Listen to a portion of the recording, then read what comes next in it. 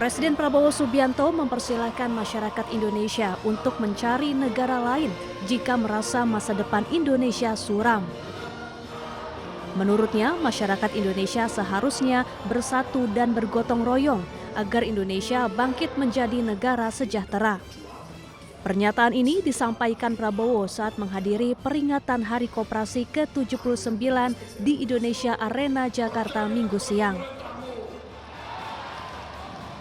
Indonesia kaya, Indonesia akan bangkit, dan Indonesia akan mampu memperkuat semua kekuatan di Republik Indonesia ini.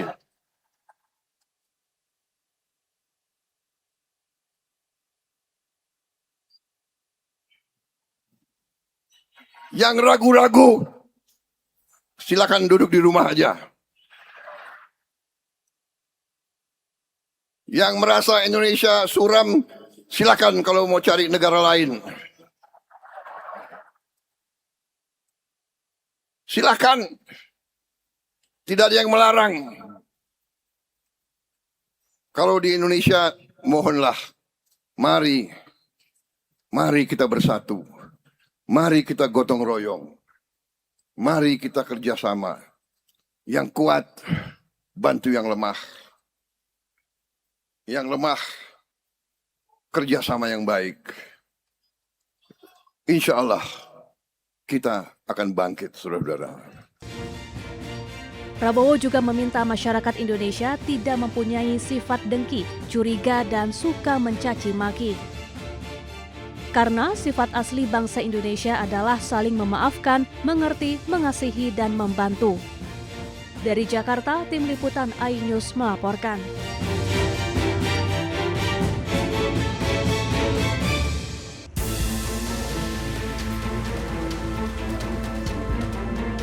Korps Pemberantasan Tindak Pidana Korupsi Polri akan melimpahkan barang bukti terkait kasus dugaan korupsi, 3 kasus korupsi dan tindak pidana pencucian uang yang menjerat ex-Jaksa Agung Muda bidang tindak pidana khusus Febri Adriansyah dalam waktu dekat. Kabak Ops Kortas Tipikor Polri Kombes Ahmad Yusuf Afandi mengatakan pihaknya akan segera melimpahkan barang bukti kasus korupsi yang menjerat ex-Jampitsus Febri Adriansyah serta pihak swasta Don Rito ke pihak Kejaksaan Agung. Pelimpahan barang bukti dilakukan setelah kepolisian melimpahkan berkas kasus Febri dan Don Rito kepada Kejagung.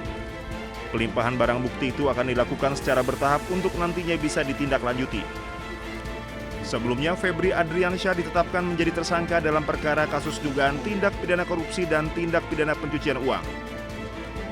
Penetapan itu diumumkan bersamaan dengan pelimpahan penanganan 3 perkara dari Polri kepada Kejaksaan Agung. Ketiga kasus tersebut yakni dugaan korupsi batubara, Asabri, dan Krakatau Steel. Selain Febri, ada juga tersangka lain yang ditetapkan yakni Don Rito. Penetapan tersangka dilakukan setelah penyidik memeriksa 15 saksi, 2 orang ahli, serta melakukan penggeledahan di sejumlah lokasi. Tim Liputan iNews melaporkan.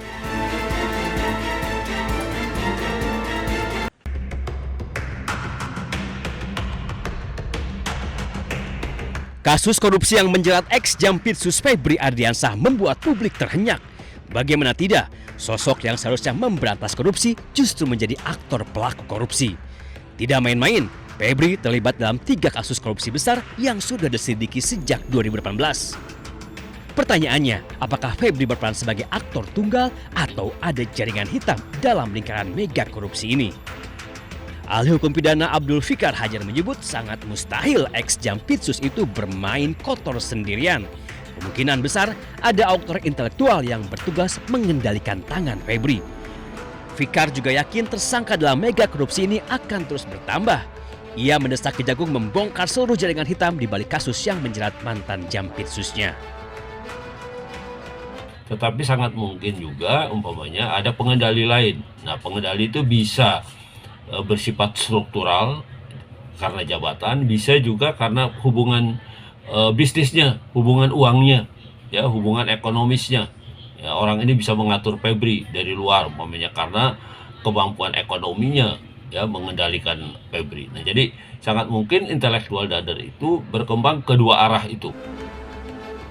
Sementara itu menurut Kejagung setelah menerima penyerahan administrasi dari polisi, saat ini Kejagung masih fokus meneliti barang bukti yang diterimanya. Ya ini kan kita dulu belum menerima sepenuhnya, baik itu barang bukti kan sudah teliti, barang buktinya kan cukup banyak tuh. Yang jelas nanti kita harus sesuai dengan hukum acara, apalagi kan kebetulan yang disangkakan ini kan penegak hukum, kita juga harus hati-hati. Don Rito dan ex-Jampitsus Febri Adriansah ditetapkan sebagai tersangka 3 mega korupsi, yakni pengadaan batu bara untuk PLN, korupsi di PT Asabri dan PT Krakatau Steel. Sebelumnya polisi sudah menggeledah 13 lokasi. Yang menggemparkan, dari rumah Febri di Sentul, Jawa Barat, polisi menemukan 74 kg emas batang dan uang tunai 476 miliar rupiah. Tim Liputan iNews melaporkan.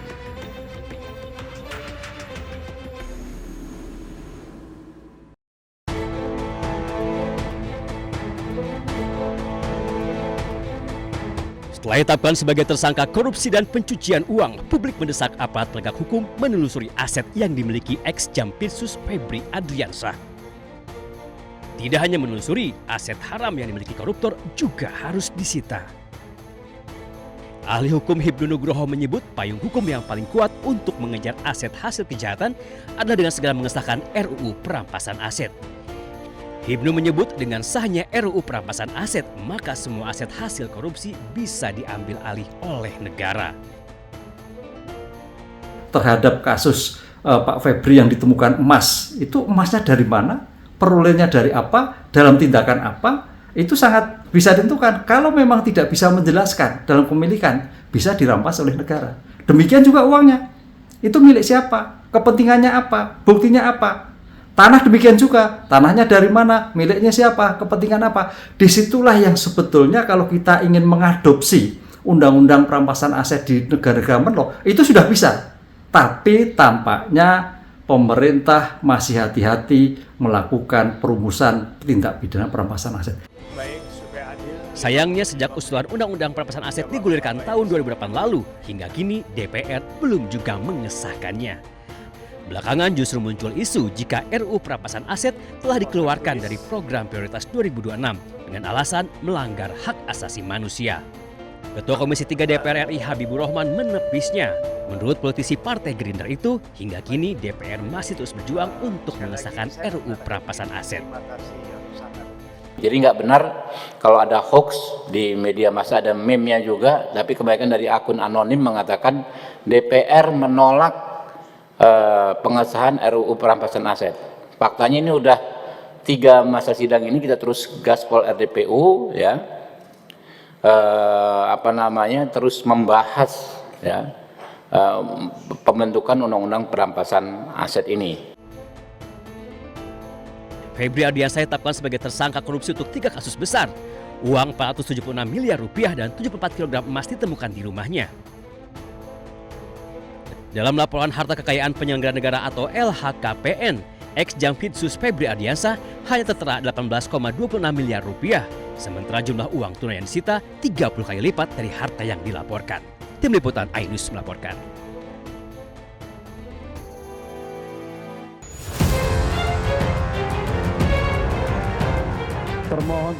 Roy Suryo kembali menjalani sidang pra-peradilan di Pengadilan Negeri Jakarta Selatan. Sidang kali ini beragendakan pembacaan jawaban dari pihak Polda Metro Jaya.